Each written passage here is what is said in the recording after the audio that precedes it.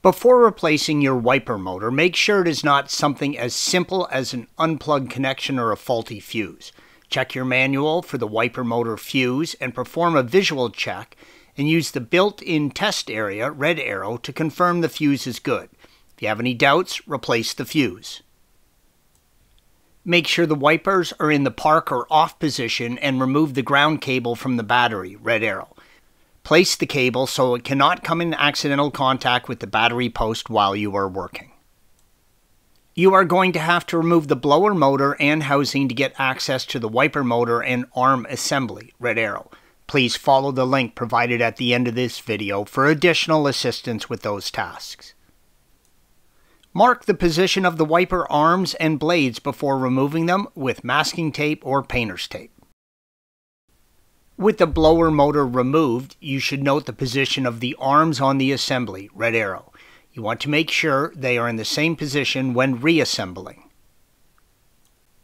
Remove the caps on the base of the wiper arms and remove the 13mm nut, red arrow. Wiggle and pull the wiper arm off of the base, red arrow. If you live in a four-season climate, you may have to use a small puller to get the arm off of the assembly. Use care working around the windshield. The motor is expensive enough that you don't want to add a new windshield to your bill. Use a 22mm socket and remove the large nut on the base, red arrow. Each base should have a 22mm nut, red arrow, a plastic gasket, yellow arrow, and a rubber gasket, green arrow. Follow the wiring from the motor and disconnect it from the connection next to the base of the blower motor housing, red arrow. Unclip any wires that may be attached to it. Remove the 10mm nut at the base of the motor, red arrow.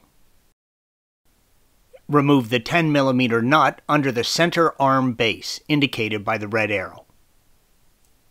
There will not be enough room to easily remove the wiper arm, assembly, and motor from the cowl, as the base of the blower assembly is in the way. A lot of people try and tilt the assembly forward and remove the motor from the assembly at this point. One of the many problems is that the motor is secured from underneath. It can take a lot of force to remove the 3 screws. The 13mm bracket nut can be a pain to get off and lever out. The armature will be in the way, meaning you will need to rotate it to get access to the 3 screws. It is much easier to simply remove the 6 8mm bolts holding the base of the blower assembly to the chassis, red arrow.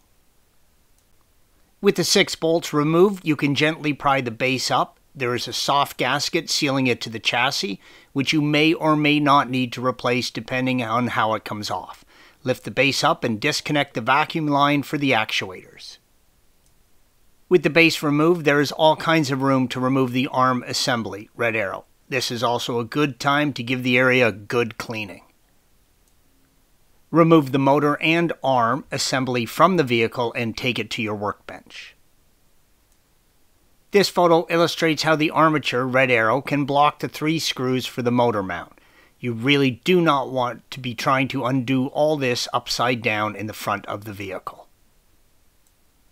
You can use a 13mm yellow arrow nut on the arm to turn the armature and give you access to the 3 mounting screws, red arrows.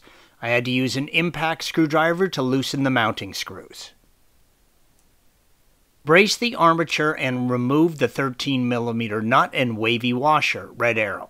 Depending on the condition of the arm bracket, you may need to gently pry it off or even use a puller to get it to release. Installation is the reverse of removal. Make sure to run the motor once or twice to make sure it is in the parking position before installing the wiper arms. Thanks for watching. Be sure to subscribe to our channel and check out another video in this series.